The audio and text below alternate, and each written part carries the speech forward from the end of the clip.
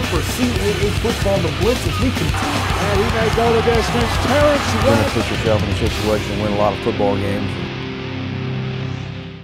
One team from the CAA will be in action in the first round of the FCS playoffs this weekend as the Villanova Wildcats travel to Long Island to take on 2013 CAA football member Stony Brook on Saturday at 3 o'clock. That game can be seen on ESPN3 and the Watch ESPN app. Saturday's winner will advance to take on Montana State and Bozeman. Scott, what do the Wildcats have to do to get the win, and what's your final score prediction? Final score prediction, huh? No, I think what you have to do and look at Villanova in terms of a win is control the ball. Their recipe for success this season has been controlling the offensive tempo of the game.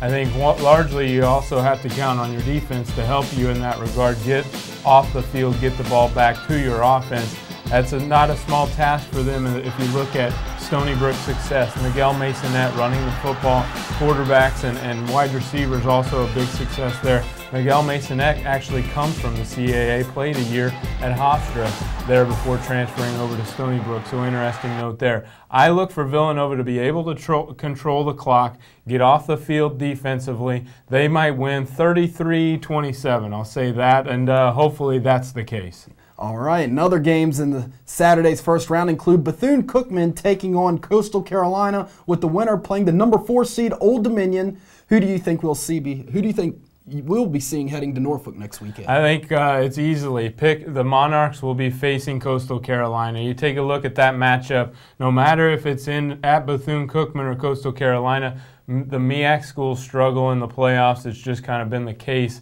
Haven't won a game since 2003 or even going back further than that. So I picked Coastal Carolina in that one.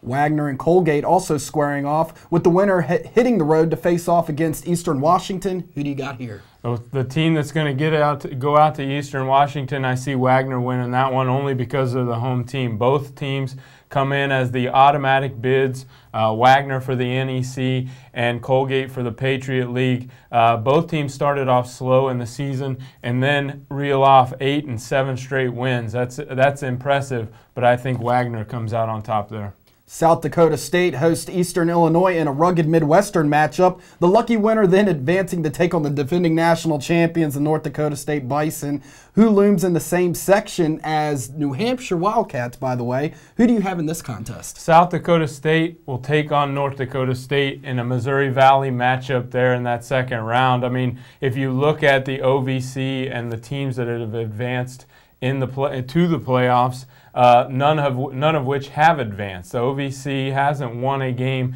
in the last 10 years in the playoffs. So easily South Dakota State, I think they might even roll in that game. Well, there you have it, CAA fans. As we get you ready for the 2012 FCS playoffs, we want to remind you to stay tuned to CAAfootball.com for all the latest information going on around the league, with postseason headlines and awards coming to the forefront.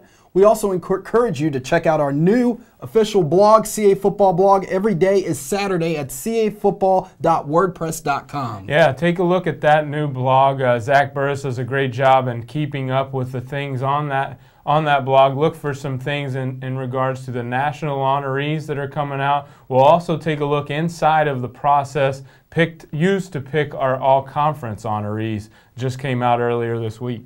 Well, for Scott Meyer, I'm Bobby Broyles. Join us next week here on The Blitz as we get you set for the second round of the 2012 FCS playoffs.